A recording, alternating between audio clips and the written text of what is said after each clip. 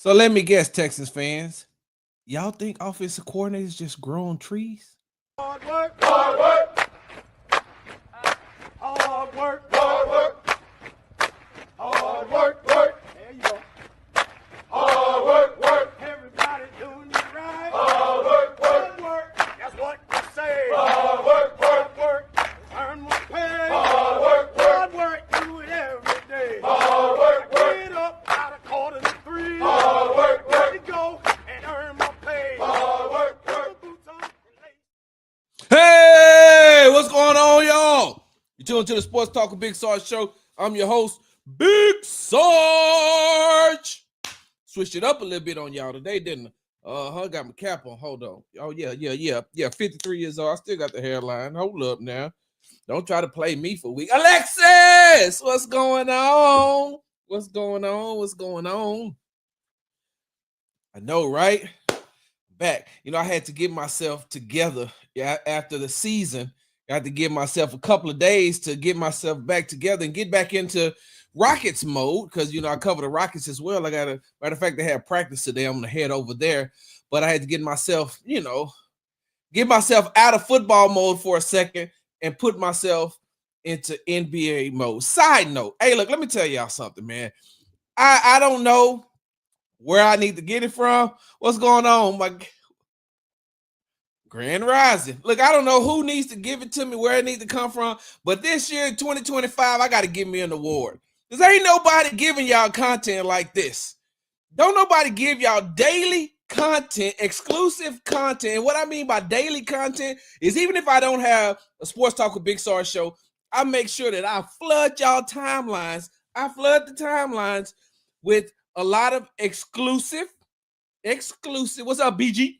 A lot of exclusive content. I give you one-on-ones when I'm talking to these players and, asking these questions and things like that. This year, I want an award. I'm going to start feeling like Little Richard. Give me back my daddy records. Once again, you tuned to the Sports Talk with Big Sarge show. I'm your host, Big Sarge. Make sure you follow me on the app formerly known as Twitter at Big Sarge Sports with the Z at the end. Guess what's back, y'all? The tick and the talk at Big Sarge Media. Make sure you are subscribed to my YouTube channel at Big Sarge Media. Let me get my hat right. There we go. Make sure you subscribe to my YouTube channel at Big Sarge Media. Follow me on Instagram at Big Sarge Sports with the Z at the end. Because, we do everything for the gram. What up, Showtime 409? And make sure you subscribe to the Locked On Texans podcast and to the Locked On Texans YouTube page. All right, look, I got to do this, y'all. Hold on. Some of y'all, I'm going to get you used to the hat. Don't get me wrong. I'm going to get y'all used to the hat. But since we just now coming back, I'm going to go ahead and do this. Let me just do that for a second. Because some of y'all ain't you ain't used to the change yet in 2025. Even though we 24 days into 2025, some of y'all just ain't used to it yet. So we're going to get to it. Hey, look, let me tell y'all something. I don't think that I've done. What's up, Marcus? I haven't done a show since the Kansas City game. And, everybody. Later on, and next week, we'll get into that. I'll, give you my thoughts and my takes on that game. You know what? Let me tell y'all something about me.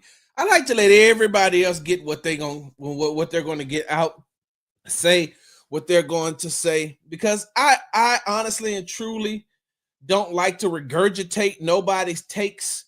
I don't like to regurgitate nobody's takes, and I don't want nobody to regurgitate mine. Now, I don't listen to everybody's takes either. So if you hear me say something and you be like, Sarge, I heard somebody else say that, then I'm sorry because I didn't say it. I apologize because it wasn't me. I didn't say it. I didn't hear it. So if you hear me say it, it's what I'm saying. Showtime 409. Oh, for sure. But it's Friday. I got to talk about something else, but we will talk about the Rockets here. Starting on Monday, we will talk about the Rockets because next week I think I'm in Atlanta on Tuesday when the Rockets take on the Hawks. And then I come back and then they play the Nets on Saturday. next Saturday, and then after that, I fly out to New York for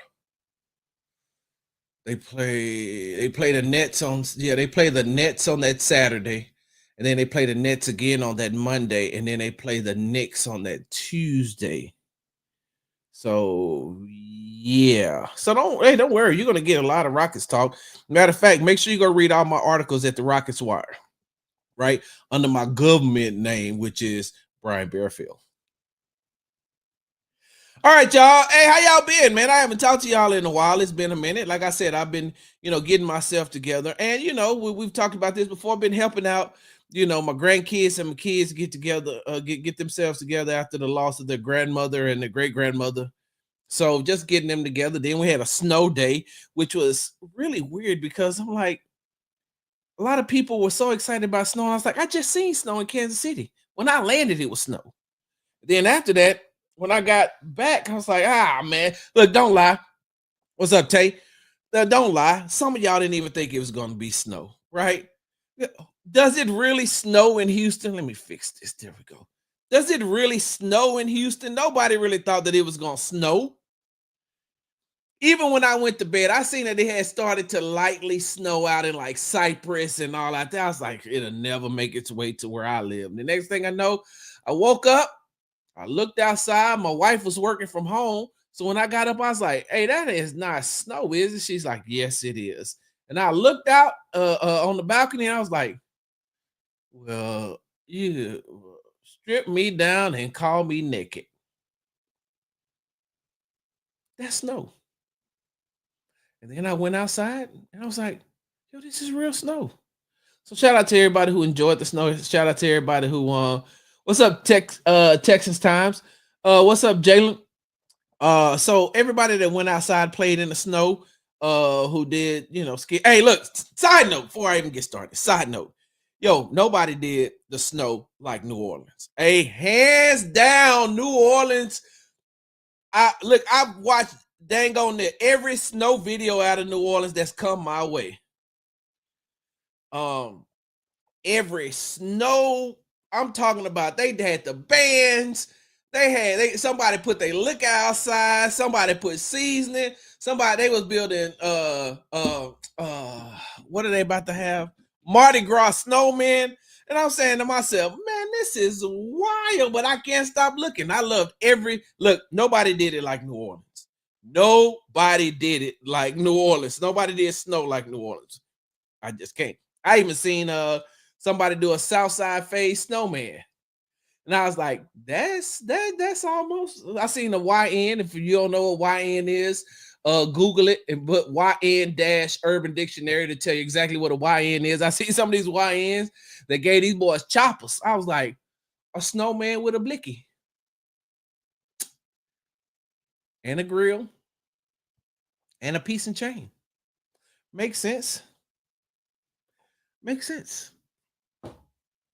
It does. I can see it. Once again, tune into the Sports Talk with Big Sarge show. I'm your host, Big Sarge. We're gonna dive right into this thing. All right, so you see the title, right? It says facts over feelings. Offensive coordinators don't grow on trees. So throughout the last couple of days on the Locked On Texans podcast, and I think that I've even done it here a time or two, but definitely on the Locked On Texans podcast. Make sure you go and listen or subscribe, listen, and watch on YouTube at Locked On Texans. Over there, I said I can make a case.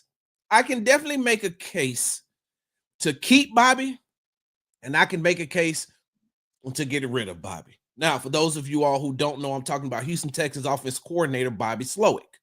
I can make a case to keep Bobby, and I can also make a case to fire Bobby. Really, it is a 50-50 thing. If you ask me, should we? I'm not part of we. If you ask, should the Houston Texans keep Bobby? I can give you a reason why they should keep Bobby. If you ask me, should the Houston Texans get rid of Bobby? I can give you a reason why to get rid of Bobby. But my thing is this, right? And the reason why I have facts over feelings, offensive coordinators don't grow on trees. One of the main issues that Bobby Slowik has is that he is a second-year offensive coordinator. He came into the position inexperienced. When you look at some of the better offenses around the league, they have experienced play callers. And so, my question is, if you fire Bobby, who are you going to get? Now, don't just start throwing out names. Don't just start throwing out names because, I mean, look, I want a Bentley, right? I want a Bentley. I want somebody to be able to upkeep the Bentley. I just want to have it. I just want to be able to drive it. I really can't afford it, but hey, a Bentley would be on my wish list if I had one. Hey, if I had a wish list, I'd be like, hey, so what you want, a Bentley? Let me go ahead and get one of them Bentleys. Just, yeah, one of the drop top ones too. Oh, that one right, yeah, that one right there. If we had a wish list, but what can you afford, Sarge? That my truck. I got my truck. I would like a Bentley, but I'm gonna get this truck because I honestly and truly need to know if you're going to go out and you want the Houston Texans to get another first-year offensive coordinator. It could work, but how much will that help CJ? How much is that going to help CJ? You're going to put him in a new offensive system in his third year in the league? Or would you like to keep him in the same system? Now, if you fire Bobby, are you going to hire internally somebody who can make corrections and not corrections, excuse me, could make some additions to the offense? May want to keep the same base offense, but add different plays into it. Like, I'm just trying to figure this thing out because these offensive coordinators don't just grow on trees. And the ones that you want probably aren't leaving their situation. And if they do leave their situation, they're not leaving it to be an offensive coordinator. They're leaving their position to be a head coach. Ben Johnson, the current head coach of the Chicago Bears, the former offensive coordinator for the Detroit Lions, is by far one of the best play callers in the NFL. By far, one of the best play callers in the NFL. When I look at what Ben Johnson has been able to do during his time as an offensive coordinator and look at what he was able to get out of the Lions offense this past season, I'm saying to myself, hey man, the only other offensive coordinator I know that's getting it done like that, Sean McVay. That's it. And when it was time for Ben Johnson to leave the Lions, he went and took a head coaching position. What's his name? What's the guy's name that's about to be the head coach down in Jacksonville, who used to be the offensive coordinator for the Tampa Bay Buccaneers? Liam Cohen? That his name? I always get it mixed up because I ain't like Liam. Which Liam is the actor? Like, which Liam is the actor? I can't remember. Liam Nelson? That's the actor, right? Anyway, Liam Cohen and what he was able to do, what he was able to do with the Tampa Bay Buccaneers this past season, he ain't leaving he's not, if he wasn't taking the Jacksonville job, I'm sorry, it is reported that he is supposed to be the next head coach of the Jacksonville Jaguars. If he wasn't taking that job, he'd be going back to Tampa Bay to be the offensive coordinator. So cool, fire Bobby. But if you fire Bobby, who are you going to go get? Now, if I'm not mistaken, Chip Kelly is the offensive coordinator for the Ohio State Buckeyes, right? People are screaming, hey, let's go get Chip. Liam Neeson. Thanks, Tay. I said Liam Nelson or whatever. But I've been hearing the name Chip Kelly. Oh man, let's go get Chip Kelly. Hey, look, leave Chip Kelly where he is. I'm just gonna tell you like it is. Leave Chip Kelly wherever the hell Chip Kelly is. He's with Ohio State, right? Can somebody drop that in the comments? Drop that in the comments and just so I can, make sure that I'm right about this.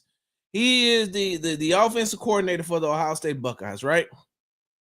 So leave Chip Kelly wherever the hell he is. Chip Kelly.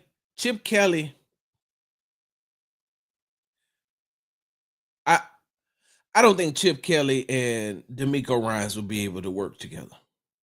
Let me just put it like that. I don't think that Chip Kelly and D'Amico Ryans would be able to coexist in the same spot. And that has nothing to do with D'Amico Ryans and everything to do with Chip Kelly. See, to me, right? Chip Kelly is nothing but Bill O'Brien. How can I say that? Bill O'Brien. Like Bill O'Brien could be your offensive coordinator, but not for long because he has head coaching aspirations. He's been a head coach. Chip Kelly's been a head coach. Chip Kelly's been a head coach in the NFL. Chip Kelly has been a head coach in college football. I don't think that he can take, how can I put this? I don't think Chip Kelly takes orders very well, right? I don't think that Chip Kelly takes orders very well. And Ryan Day isn't going to give a lot of pushback from what I'm just look, hold on. It's just me. Hold on. I don't know anything about Ryan Day except what I hear CJ say, what I hear Kay Stover say. So I don't really know him. Right now, I'm just giving my opinion when I'm about to say this. I don't know them. I don't know Ryan Day. I don't have any information. I'm just going by I'm just giving my opinion. I don't feel like excuse me. I feel like the reason why that situation might work is because yes, Ryan Day is the head coach. He oversees a lot of things. And Chip Kelly is the offensive coordinator. But in the way that college scheme works, even though Chip Kelly answers to Ryan Day, he still has dominance over college players, over young men, over young adults. And I think that feeds his ego to still be able to be in charge. I just seen I've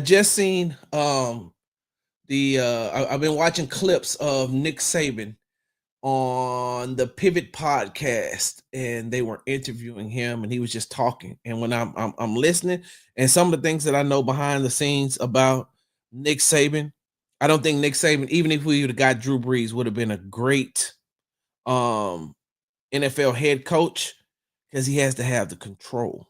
And in college, he has the control. He could be dominant. So that's exactly what I feel like it is when it comes to Chip Kelly. Him and Ryan Day may be able to coexist because he can leave that office and still impose his dominance and his will and his need for control over these young men, over these college kids. And so you bring him into the NFL. Now remember, when Chip Kelly was a head coach over at Philadelphia, it ain't a lot of people that got any good things to say about Chip Kelly. And when Chip Kelly was in the NFL, there isn't a lot of, and you ain't gonna find too many of his former players that's gonna sing his praises. So I just don't think that will work. So who can the Houston Texans go get if they let go of Bobby? Because, like I say, I can make a case to keep Bobby. One of the things I said on the Locked On Texans podcast was the Houston Texans made it to the divisional round 2 years in a row. That's with Bobby being the first year play caller, second year play caller. And if the floor is the divisional round of the playoffs, then sky's the limit. But one thing that a lot of people don't take into consideration, one thing that a lot of people don't take into consideration is this. Bobby had to call plays against the Baltimore Ravens in his first year in the divisional round with one arm tied behind his back. And what I mean by that is you went into the game and you only had Nico Collins. You only had basically your offensive weapon was Nico Collins. You go into the Kansas City game, which I think that Bobby did a pretty good job of calling the plays in Kansas City. Now, there could have been some things that could have been done a whole lot better. I think that 4th and 10 call where him and D'Amico wasn't on the same page, which rushed the offense. And let me tell y'all something about that play. Hey, look, y'all know how we do it here. I got a couple times. Y'all want to do some film study? Let's do some film study right quick, y'all. Let's do some film study. Let me go and find it right quick. Let me go and find it right quick because but we're going to get back to what I was just talking about though. You know what? Before I even do that, let me just finish out this. Let me just finish this out. I think that Bobby didn't do a bad job he did a better job. Like I seen Bobby do a better job of play calling the one series that the offense was on the field against Tennessee in week 18, against the Los Angeles Chargers. Once CJ got himself going with that bad snap, then making that pass, and then even in Kansas City. But year one, he doesn't have all the offensive weapons against the Baltimore Ravens. Year two, he doesn't have all the offensive weapons against the Kansas City Chiefs. So when you look at it, like, have we actually seen Bobby be able to call plays for a significant amount of time with all the weapons? Because even this past season, he went 3 games without Joe Mixon. He went 5 games without Nico. I don't remember what week. Can somebody please drop it in the comments? All right, Alexis. Hope to catch you back soon. When he I don't know how many weeks was he without Stephon Diggs, and then you lose Tank, and then you go right back into the same situation, the divisional round against the number 1 team in the AFC at the time, because last season it was the Baltimore Ravens. This season it was the Kansas City Chiefs. You go right back in there pretty much in the same situation. The only thing that changed is now you got Joe Mixon. So you got Joe Mixon, you got Nico, but you don't have a wide receiver 2. And I honestly and truly believe, we talked about this, John and I talked about this on Locked On Texans. I honestly and truly believe that if Joe Mixon stays healthy next year, and whoever's playing wide receiver 2 can stay healthy, if they bring back Stephon Diggs, listen, you're not bringing back Stephon Diggs thinking that he's just going to take the top off the defense. You don't need that. You need him to be a security blanket for CJ, because he's one of those wide receivers who has proven himself to be a security blanket. So with that being said, you're playing against the Kansas City Chiefs. Bobby doesn't have all the weapons, and we're still judging him on that. So I can make a case for Bobby being brought back, because we're like, hey, we've never seen Bobby coach. We've never seen Bobby be able to coach a full year with the weapons that they brought in the second year. First year, you just got to chalk it up. First year coaching and first year head coaching D'Amico Ryans, first year quarterback and CJ Stroud, first year play calling Bobby Slowik. Take that away. Second year dealt with a lot of injuries. Now, that's the case that I can make to bring Bobby back. The case that I can make to fire Bobby is, hey man, if you want to keep a job in this league as a play caller and a potential head coach, we need to see if you can adjust. And when I'm saying we, I'm just speaking as if I'm a NFL owner right now who's going to need an offensive coordinator or head coach. Hey, I need to see you adjust because injuries are plays a huge factor in whether or not these teams in the NFL make it, how far they make it as far as playoffs and things like that are concerned. For the most part, whichever team wins the war of attrition will get to the Super Bowl. Whichever team is the healthiest is going to get to the Super Bowl. This weekend coming up, you look at the AFC. Kansas City is pretty much fully healthy.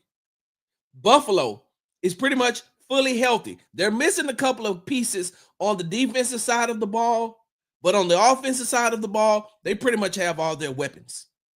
And so that, with that being said, hold on for a second. I'm going to put this up. Tay, I didn't say it was too much talent for Bobby. I said, could it have been too much talent for Bobby to be able to deal with all at once? Coming into the season, that was a lot of talent.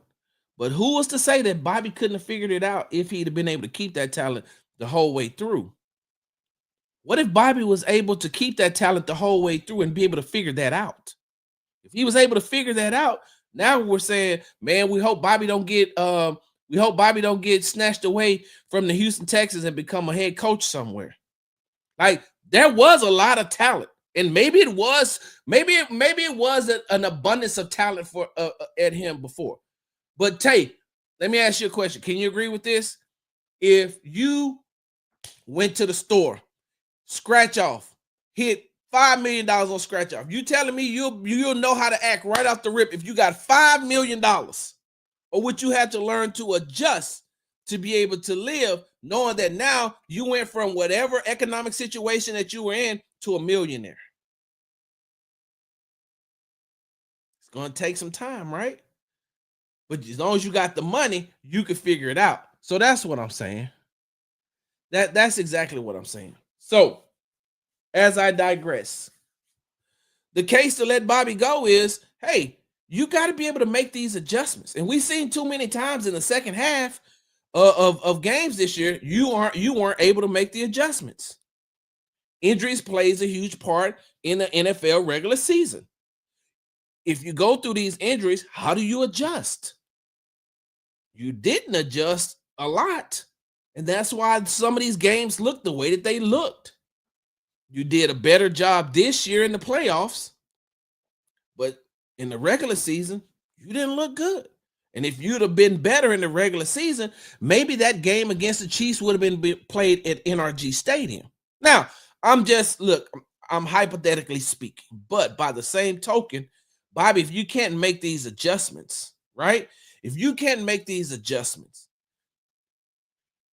now you may be losing your connection with some of these players because they come to you as a coach and be like, hey, coach, we got to get this thing together. How can we get this together? And if you don't know what's going on, then what?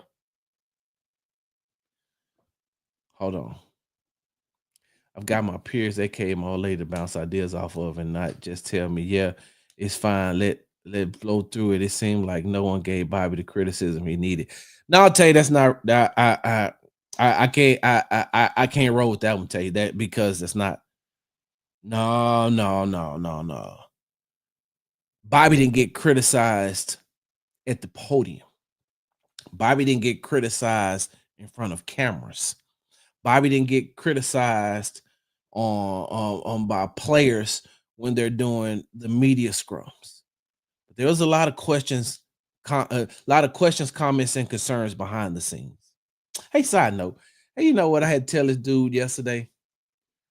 I think I put out something about a lie is the absence of the truth when asked a question, when responding to a question, right?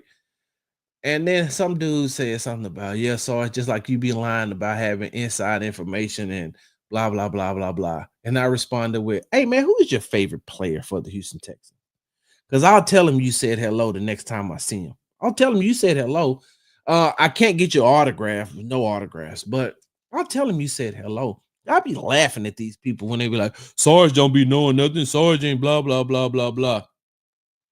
I'm cool with that, bro. I'm cool with that. I ain't trying to. Y'all know me. I don't need it. I told y'all attention is more addictive than any narcotic that's on the market right now. And I'm talking about I'm talking about over the counter, under the counter, on the black market, behind like attention is more addictive than any narcotic that is presently in the world. And a lot of people are addicted to attention. Sarge ain't. Sarge ain't addicted to it. Ain't addicted to attention. You know what Sarge's addiction that he had to break, and I'm currently on a fast? Outlet shopping. I love shopping at the outlets. Now, I may not buy anything, but the like just the smell of a sale. Just the smell of when I walk into a store, just the smell 30% off. And then Polo give me a extra 25% off coupon. Woo! And then I get an additional 10% from a military discount. Woo! So I can go pick up a Polo sweater and look at the price and be like, it's cool, and start calculating. Look, I like outlet shopping so much. I have a retail calculator, meaning that wherever I'm at, hey, what's the sales tax for this state? Cool. How much is it? Okay, $69.99, 30% off, 8.25% taxes, and then I can an additional 10%, and it'll give me the price. So when I walk up to the counter, I already know the exact price of what it is. Like nothing, like I love walking in and they say in Nike, the back wall, 30% off. And I get an additional 10% off for being a veteran. At 40% off, I'm grabbing shoes. 40, you know what? Where my shoes at? They out there. I got some Jordan 3s. Some Jordan 3s that I picked up the other day, right? That I picked up the other day, right? Them shoes are currently $220 on the retail market. I got them from the outlet for $78. 78. Do you know? Look, I almost felt like I had smoked 7 blunts. After I got them shoes, I was sitting in my truck like this. Man, hold up. I got too much lean in my cup. Man. I was feeling good. I was, ooh. Shoe Palace? Oh, what? First thing I do, every store I go into, the first place I go is to the clearance rack. I digress. Hold on. Tay just said something really, really funny. Hey, sorry, them San Diego outlets hit differently. Hey, look, Tay, can I tell you something? So last summer for our anniversary, me and my wife, we flew out to Vegas. We flew into Vegas. Then we drove to Phoenix because we have a spot that we go to every year for our anniversary. Steak 44. We go to Steak 44, right? So then we drove from Vegas to Phoenix. And then we drove from Phoenix to LA so my wife could see the Sparks. I mean, not the Sparks. Yeah. So my wife could watch the Aces because she's a huge Asia Wilson fan. Like my wife loves South Carolina women's basketball. She loves the Las Vegas Aces because of Asia Wilson, read a book, all that stuff. So we drove from Phoenix to LA so we could go to the game, the Sparks versus the Aces. And then we left LA and drove to San Diego because my wife had never been to San Diego and I wanted to show her Petco Park. So everywhere we go, we always go to the outlet. So cool. We've been to the outlets in Vegas, been to the outlets in Phoenix, I've been to the outlets in LA. She has never really been to the outlets in LA. And we didn't go because we had to drive to San Diego, but we went to the outlets in San Diego. Now I had been there before when remember the COVID year that the Astros had to play in. They started off and they played in LA in Dodger Stadium against Oakland. And then they went and they played in San Diego against the Tampa Bay Rays. That's when they were down 3-1 and took it to game 7 and lost in game 7. Well, I had been to that what you call it, to that outlet, but I didn't realize it was near the border.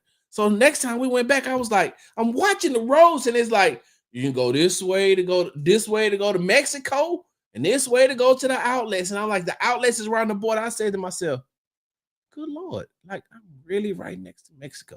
That type of stuff blows my mind. Let's see what Larry says. I can make the argument that Bobby should have been relieved of play calling due to 4-game stretch. If Jets, Lions, Cowboys, Titans, which they were 1-3 and lost most games by 1 score. Hey, Larry, I got a question for you. Is all that Bobby's fault? Because, and hear me out, let's just use the Jets game, for example, right? Let's just use the Jets game. That Garrett Wilson touchdown was a fluke. Terrible. That was a terrible, terrible call. If I'm not mistaken, Bobby don't call the defensive plays. And I think on 3rd and what? You had Jalen Petrie holding Devontae Adams. Jalen Petrie holding Devontae Adams. Like, I get it. Don't get me wrong. I'm not here to look, like I said, I'm not here to cape for Bobby, and I'm not here to trash Bobby. I'm just telling you that there's a case that could be made to keep him. There's a case that could be made to get rid of him. And when I say that, there's absolutely a case where that could be made for both. It just is. And I'm still waiting on someone to put up the name, a realistic name of who the Texans can go out and get if they fire Bobby Slowik. Brian, I just did, like, we 37 minutes into the show, Brian. You know, I just did a whole like 20 minutes. You're gonna have to go back and watch the replay, my guy. My boy. I'm not gonna go all the way back over. All right, Brian, make sure you watch the replay. Like, watch the replay. Thank you so much, Brian. I appreciate that, because listen, like, it takes a lot of energy, to be Big Sarge when I'm doing a sports talk with Big Sarge show. It takes a lot of energy. I don't know if I can recreate that type of energy. Now, I keep energy, but it's hard for me to recreate energy. Hold on. Switching schemes and learning a new playbook can be detrimental for a young quarterback. Ashy knuckles. That's exactly what. Look, that's exactly what I said. That's exactly what I said on the Locked On Texans podcast. Hey, look, man, I get it, but okay, exactly. Let's say it like this, right? Let's say it like this. Let me fix myself. All right, let me fix myself.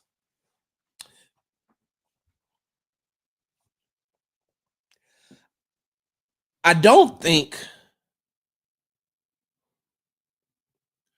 think one of the biggest issues and the problems that the Texans offense has is that CJ doesn't have enough control. If you're going to keep Bobby Slowik, if you're going to keep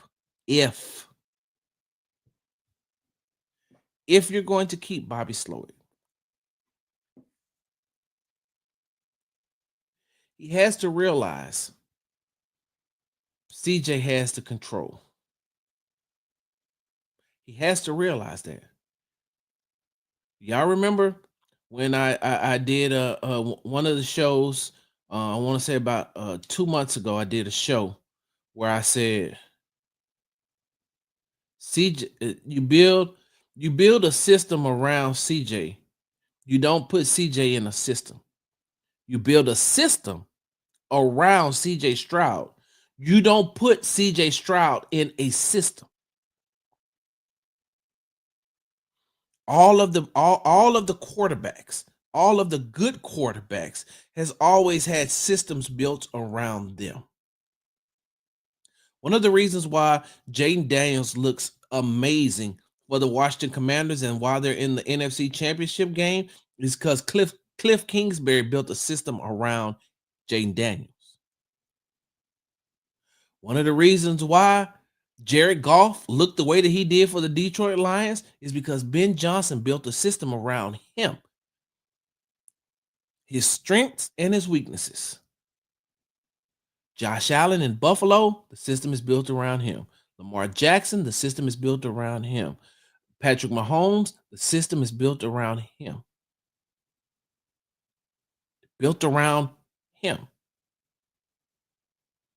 One of the reasons why I think that the Eagles struggle so much is because they're trying to put a system, they're trying to put Jalen Hurts in a system instead of building a system around him. Does he have some weaknesses? Of course, but he also has some strengths. And you don't really see that. You haven't really seen that for a minute. I know Kellen Moore is not a strong play caller. I'm a Dallas Cowboys fan. I know Kellen Moore is not a great play caller. So with that being said, if you're going to keep Bobby, and if you're going to keep Ben McDaniels at the wide receiver pass game coordinator, then this offseason, those two need to say, CJ, we need to sit down for a week. We need to go somewhere, get off the grid. Me, you, look, we need me, Bobby Slowik, me. Okay, it's because that's going to confuse some of y'all because y'all going to think Sarge is in the room. Sarge won't be in the room. They need Bobby Slowik, Ben McDaniels, CJ Stroud, and the wide receivers. And they need to sit down and they need to come up with a plan.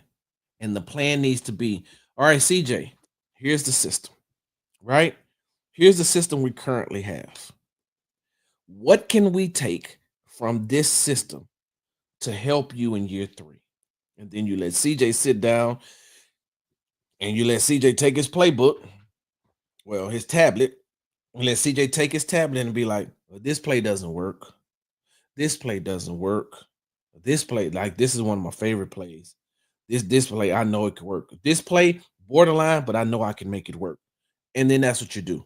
All right, CJ, now we got the playbook down. All right, let's go over some protections. You now the following week, you already got the plays. Now you need CJ to get with Juice and Jarrett as of now. You get with those two because those two play center. All right, hey, look, we need to be on the same page. We need to be on the same page. We need to be able to see this. This year, I ain't gonna be taking all those hits. And I'm talking about CJ. If I'm CJ, I'm not gonna be taking all those hits because the protection ain't right. And we need to be on the same page so you can call it out and I can call it out. Also, hold on for 1 second. Hey, Bobby. Yeah, what's going on, man? CJ here. Hey, Bobby. What I'm also going to need outside of, control over, not full control, but some control over this, I'm gonna need to be able to, you're gonna have to call plays quicker. Y'all want to let's do something. Let's do something real quick, right? Let's do one of them Kubiak sons of it. Clint, they bring Clint out of Clint leaving New Orleans. What other Kubiak son at? I don't know. So with that being said, right? This is funny. This is funny, and I just thought about You know what, y'all? Hold on. Hold on, y'all. Give me a second. And it's crazy because I gotta write this down.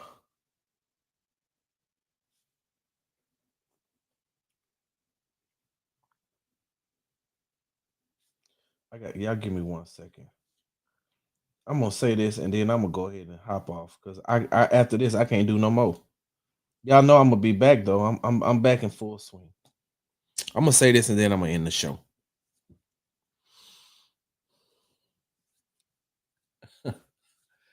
It's crazy. It's crazy, crazy, crazy, crazy. How much Bobby Slowik is Kyle Shanahan, head coach of the San Francisco 49ers. Crazy. And the reason why I say that, right? The reason why I say that it's crazy. Not only, did Bobby work for Kyle, right? Not only did he work for Kyle, right? Not only did he pick up the system from Kyle Shanahan, not only did he interact with Kyle for the time he was with the 49ers, right? I remember Kyle Shanahan used to be the offensive coordinator for the Atlanta Falcons. And if I'm not mistaken, that's the year Matt Ryan, the year they went to the Super Bowl and lost to the Patriots. The year they went to the Super Bowl and they lost to the Patriots. I remember Matt Ryan, they had a really good offense that year. And Matt Ryan, I think, won the MVP. If I'm not mistaken. Is that the year he won the MVP? Can somebody look that up for me and tell me if the year that the Atlanta Falcons went to the Super Bowl is the year that Matt Ryan won the MVP? I digress. It's crazy that Kyle Shanahan has so much influence on Bobby. And what I mean by that is Bobby.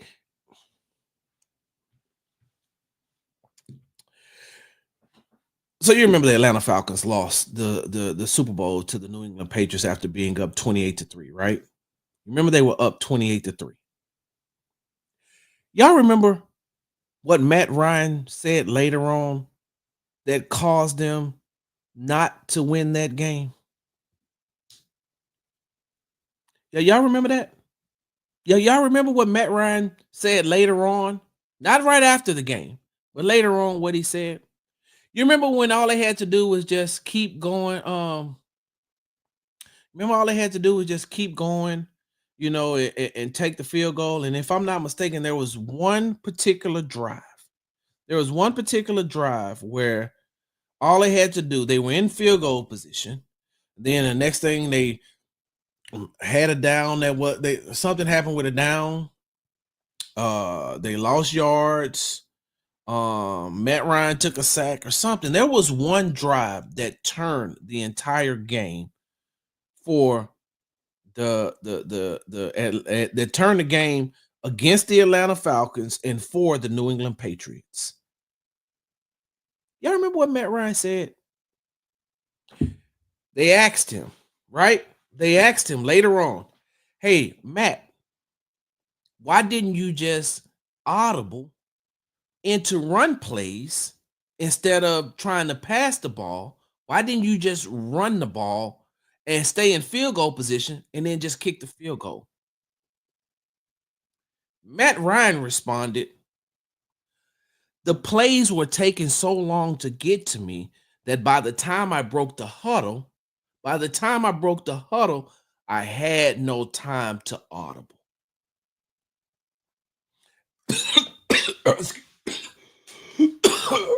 Ooh,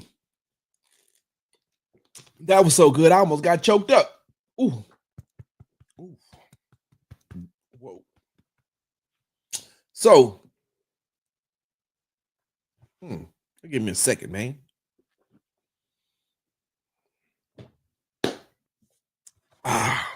Okay. So, Matt Ryan said that as that game went on, the plays kept getting longer and he couldn't get out of the huddle quick enough to get to the line to see what was going on and call audibles. Does that not sound familiar? Y'all give me 1 second. Let me see if I can.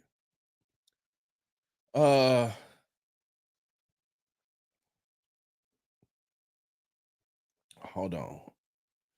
Have time. Let me see if it pops up.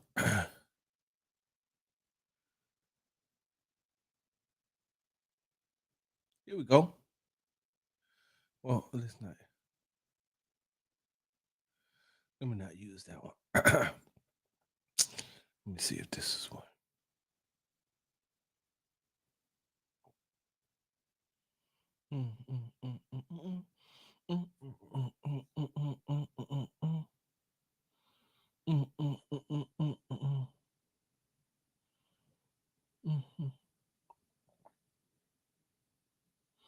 Hold on for a second.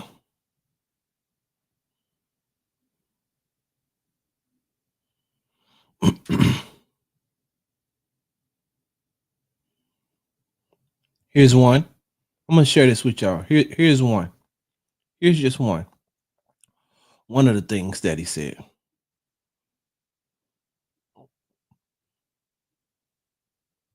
See this?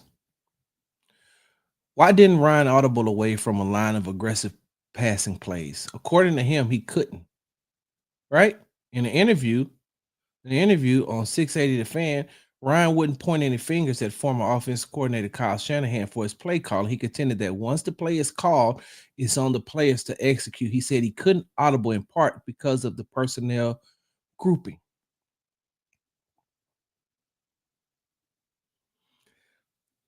That sound familiar? Does that sound familiar?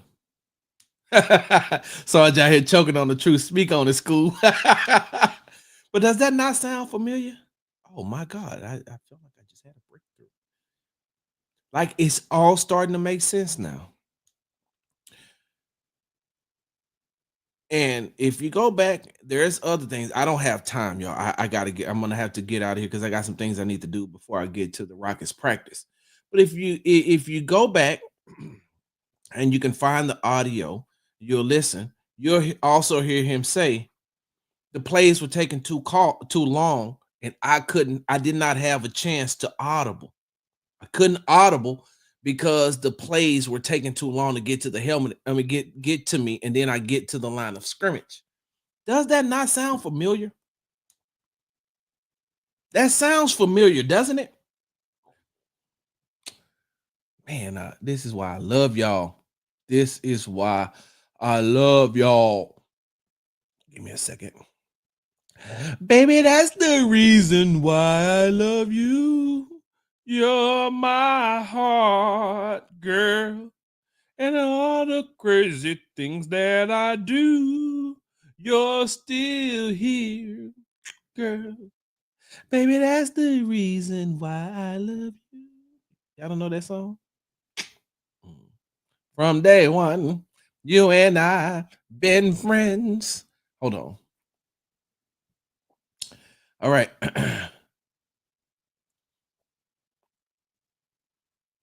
Let me share the screen with y'all. One on one. Chilling.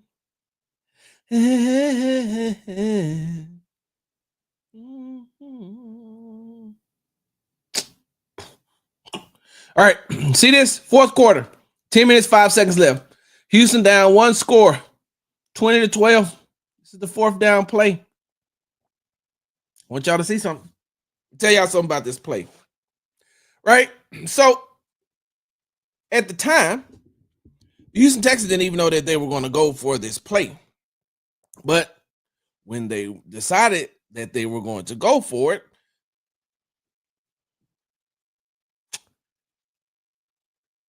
the play was so long, CJ didn't even get the whole. CJ didn't even have time to tell the offense the whole play. I want y'all to notice something here. Watch this. This route right here, really not the route on this play, but the play was only halfway called. This route right here wasn't the play. What wasn't the route that was really supposed to be called or ran. They didn't get the whole play. Take too long. Can't. They're trying to find some space. These receivers, they're trying to find some space. Everything is locked up. Now, also, why do you have trips here? Nobody on the backside. Why do you have Dalton Schultz right here? Why do you have Dalton Schultz and supposed to be blocking? You have nobody here. Do you know how easy this is to play trips? If they would have had time, I'm pretty sure CJ would have put Nico in motion and brought him over here to soften up the defense. Now, maybe Mechie can get something right in this area. Maybe Hutch can get something back here. But watch. Ain't nobody open. Now, we talked about this, and I think I said this. I think I put this actual play out on social media. You're saying to yourself, hey, man, why don't CJ get the ball out of his hands right here to avoid the pressure here? Why don't he just get the ball out to Nico right here? Well, this is why. I want you to watch when Nico comes into play right in this area. I just want you to watch. When you think that CJ can throw him the ball, watch. You see right here? This is the play. Excuse me, I'm pointing it. You see right here? From the side view, let's look at it from sideline view. That's what it looks like up top, right? That's what it looks like up top. If somebody was watching this play this way, they'll blame this on CJ and say, why didn't you get the ball out of your hands? When you go back and you look at here, what is he going to do? Nico is not even ready for this. Nico ain't even ready for this pass. And this ain't going to get you nothing but 3 to 5 yards. Nico is really trying to make his way to get up top to at least get to the yard marker. See this? Look. Nico ain't turned around once. Mechie ain't turned around once. By this time, Dalton Schultz has already gotten beaten like a drum. Look.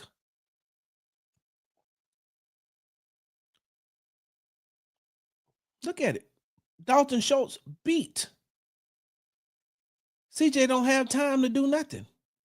CJ has no time to do nothing. He tries to make something happen, and it's too late. It's too late. And nobody's open.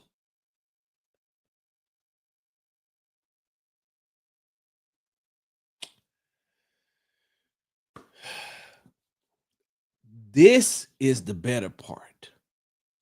This is the better part. This is why I blame D'Amico for that. We blame Dalton Schultz for not for not blocking. We can do that all day long. We can blame Dalton Schultz for not blocking. That right there, you call the timeout. And during that timeout, maybe you say to yourself, hey, let's just go ahead and punt, put our defense back on the field. And if they continue to play like they've been playing and not allow Travis Kelce to get going allow Travis Kelce to keep going like he had been going, maybe we can get the ball back and we can start over. This is it right here. So that's all I'm saying. That's all I'm saying is that when you look at if you're going to bring Bobby back, you definitely have to make sure that he's going to get the plays in quicker, or he's going to allow CJ to. He has to allow CJ to be able to audible more. It needs CJ to have the amount of time to be able to see what's going on. When you look at how much Bobby Slowik mimics and emulates Kyle Shanahan with the long play calling and stick to the play, we just run the play is going to work. Run the play is going to work. That's the case that I can make that you got to let Bobby go. If he's not willing to bend on those things, If he's not willing to bend on those things, then you got to let him go. Because you're only hampering the growth and stunting the growth of CJ. You're stunting the growth of your franchise quarterback, who ain't going to be on a rookie deal for a long time. And the Texans are going to have to pay him. And when the Texans have to pay him, they're going to have to find other ways to make sure that this thing is going to work. And so, Bobby Slowik cannot be Kyle Shanahan in 2025, 2026 season, 2025 NFL season if he stays with the Houston Texans. You got to allow CJ more control. And if we keeping it a buck, if we keeping it honest, CJ has earned that. CJ has earned that. Bobby, if you're still here, if you don't incorporate some type of quarterback runs for CJ,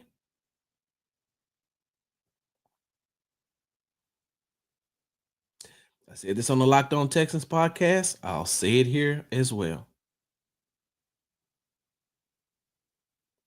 If they bring Bobby back and it ain't going right by midseason, he'll be fired. If they bring Bobby back, and let's just say after the first 8 games, even if the Texans are 5-3, Texans will have to be 7-1 for Bobby not to get fired. 8-0, 7-1. 6-2, maybe skirting the line. 5-3, he's out of here. If he doesn't change.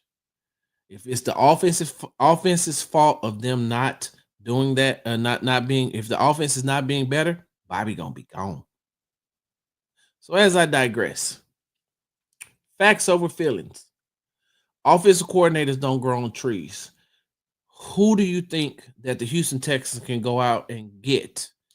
And like I said, facts. I need facts, not a wish list. I need names that the Houston Texans can go out and get. Even if you think that, even if there's an offensive coordinator that's currently on a team, do you believe that the Houston Texans can go to that team? And do you think that the Houston Texans can persuade that offensive coordinator, good offensive coordinator now? Because if you're going to bring in a first-year offensive coordinator to coach CJ Stroud, you're putting him right back where he started. You're putting the offense back right where they started. And although, later on in the season, the offense could be more effective, but imagine having to go through and rework and relearn everything all over again, because this new offensive coordinator is going to bring in a new system. Hold on. Brian, let me look up this name. What is it? Tanner what? Let me see something. Tanner E.S. Hold on. I think I might have had it. Okay, I see it. I don't know how to pronounce his name.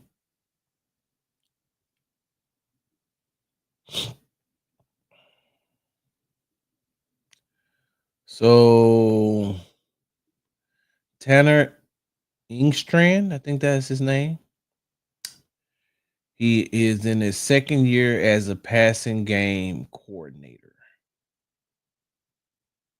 Second year as the passing game coordinator, which means he'll be a first year offensive coordinator. He's a passing game coordinator. He's been with the Lions 5 years. It's his second year as a passing game coordinator.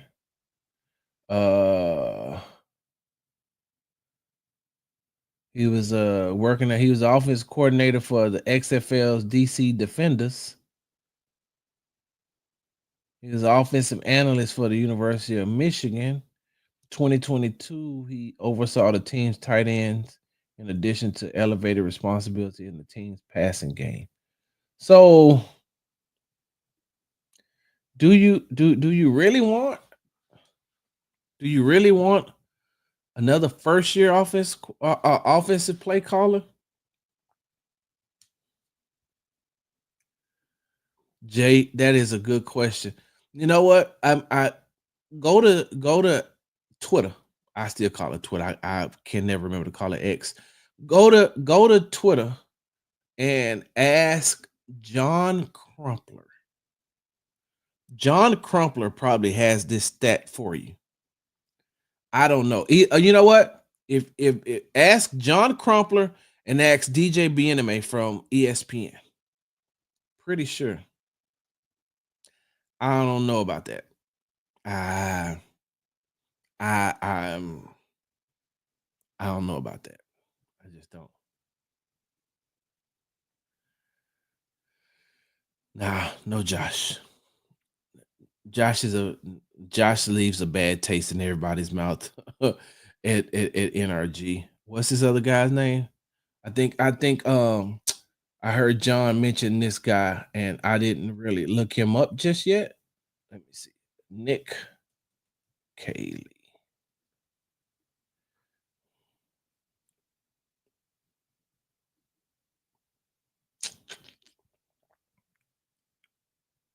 So he's a tight ends coach.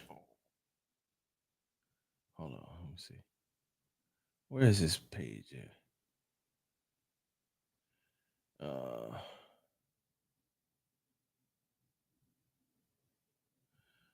Okay, what did he do? Let me see. Okay, here we go. Off season those departures. Tight ends coach and pass game coordinator Nick Cayley is a coach who could potentially leave Los Angeles this winter. So once again, another first year offensive play caller. I'm gonna tell y'all somebody. I'm gonna tell y'all if anybody, I think this is the guy. If you're gonna get anybody, uh, hold on. I'm gonna throw out a name. Let's see exactly what he's doing now.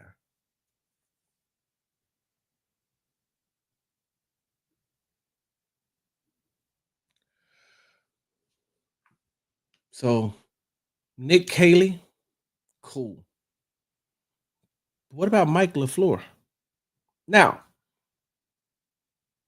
I mean, if anybody has direct correlation with Sean McVay, who is, by the way, one of the most brilliant offensive minds the NFL has ever seen, why not Mike LaFleur?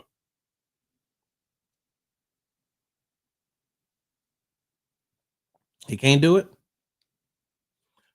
I also like this name. I like Doug Peterson. If you're gonna get rid of Bobby, that's a person who has head coaching experience, offensive play calling experience, been to the Super Bowl. He knows what it takes. I like that. I like Doug Peterson. Never in the history of neverness. No. Mm-mm. Never in the history of neverness. Let me see.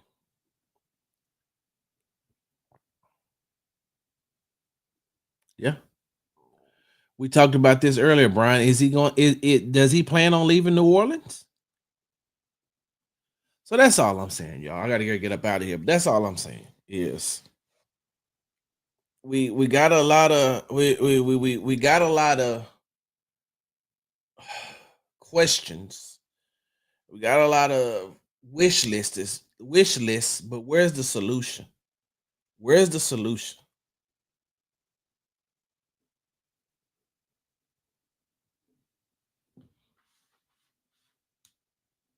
I'm just asking. Where's the solution? Who? Who can you give me a viable name that you could bring in that you think that will be able to work with your franchise quarterback to reteach him a new system? Because, like I said earlier, Bobby ain't the best, but Bobby ain't the worst either. I think it's more of, and it's crazy too. I'm gonna say this and then I'm gonna get out because I ain't got time to go back and forth. Um, It's crazy because the Texans just coming out of second year of a rebuild. Y'all don't think that y'all still in a rebuild? Texas fans, you don't think you're still in a rebuild?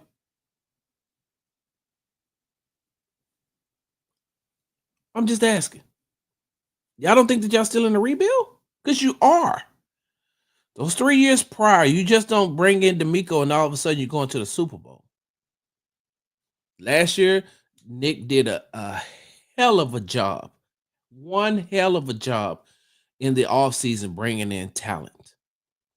Unfortunately, some things didn't pan out the way that they were supposed to. You dealt with injuries and you ended up just making it to the divisional round. I said during training camp when I was on KPRC that if the team stays as they are currently constructed with no injuries and they don't make it to the AFC championship game, it's a failure.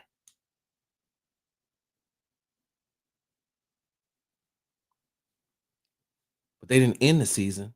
They didn't end the season like they started the season as far as talent is concerned. What's up, AD? And one might say this: one of the biggest, one of the biggest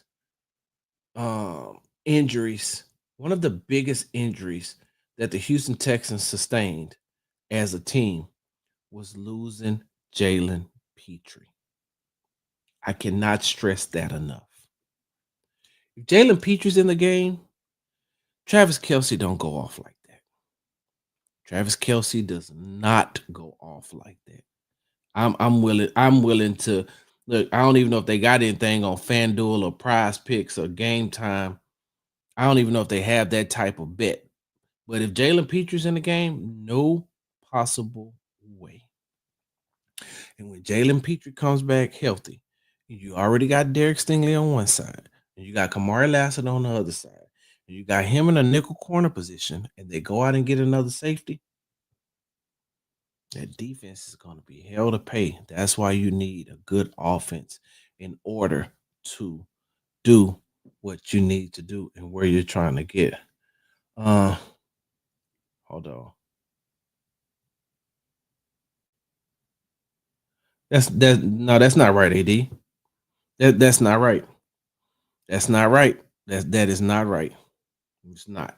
And I'm gonna tell you why it's not. Because, in my opinion, I'm not telling you you're wrong. I'm gonna give you my opinion why I think you're wrong. It's just my opinion. Um, you after the 3 tumultuous years that the Houston Texans had before they got D'Amico Ryans, there was a lot that had to be done when D'Amico got here. A lot, definitely a lot behind the scenes. Definitely a lot behind the scenes. And they overachieved in year one. Year two, they built on what they built on what they need. They built, get it together, Sarge. They added to what they needed to be able to take it to the next step in their rebuilding process. It's the exact same way. What do I always say? I've been saying this. People stole it and tried to use it for their own, but the real ones know where they heard it first. The Houston Texans and the Houston Rockets are the Spider-Man meme. They're pointing at each other. I said this before anybody else said this. They are the exact same team. Just like the Houston Rockets are enjoying success right now. Do you expect the Houston Rockets? Do you expect the Houston Rockets to go to the NBA Finals this year? You expect the Houston Rockets to go to the Western Conference Championship this year? How about just making it to the playoffs and maybe winning one round, advancing to the next round, and then you build on that? Because that's exact what they're doing by being second in the Western Conference. By last year going 41-41, they overachieved in Ime's first year.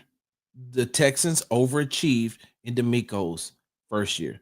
The second year, The Houston Texans won the division again, went to the divisional round. The second year of the Houston Rockets, you see what they're doing right now and where they are. So year 5, I don't think nobody will still be talking about a rebuild. A rebuild to me takes at least 3 years. At least 3 years. And especially for a team like the Houston Texans, if you expected them to win a Super Bowl in year 2, that's just I don't understand that. So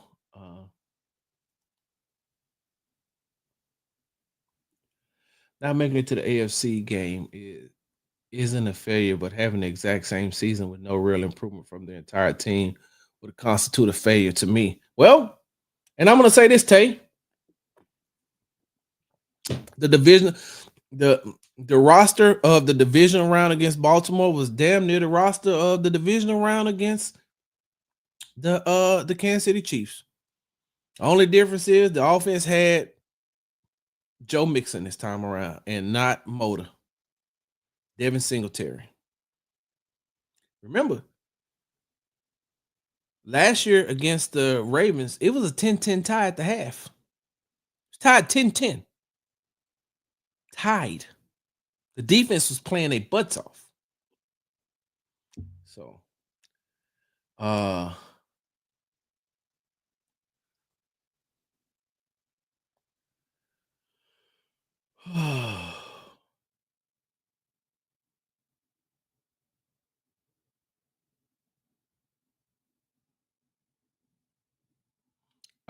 don't understand what that means. Tangent. Tell me what that means.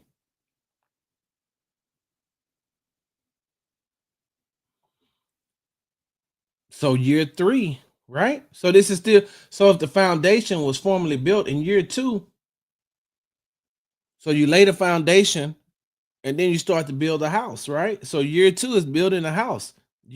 By year 3, the house should be done and be able to be lived in.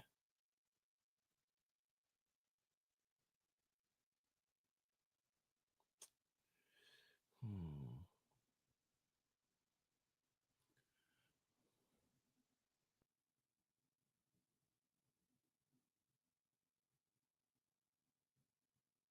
AD, I wish you hadn't came late. These are some things that I would love to address, but I gotta go. Man, you came a little bit too late for me to. They were stagnant a lot. More injuries than last year with no tank.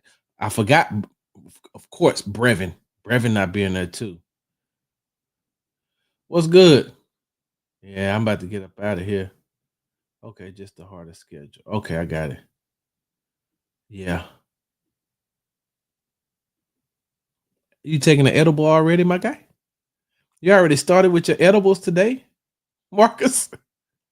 Uh,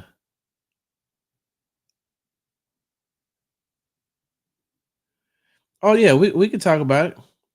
I'll definitely talk about it. Hey, and make sure y'all tell Corey that I'm one of the ones who can make a case to keep Bobby too, as well as get rid of him. Y'all, they know what that means.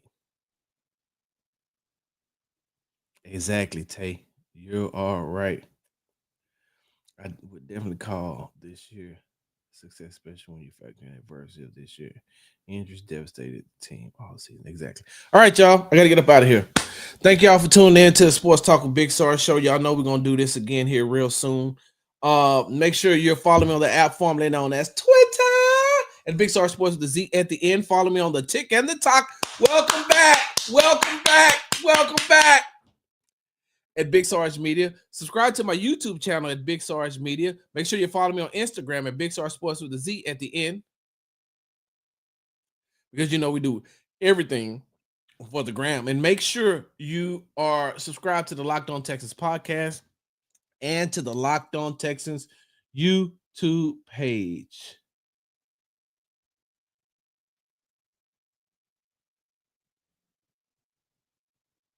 Thank you.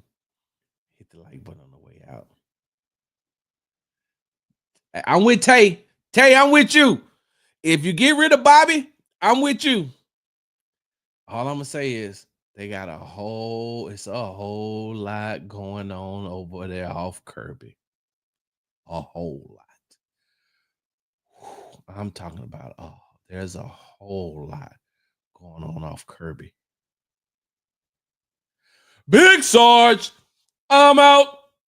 Hard work, hard work, hard work.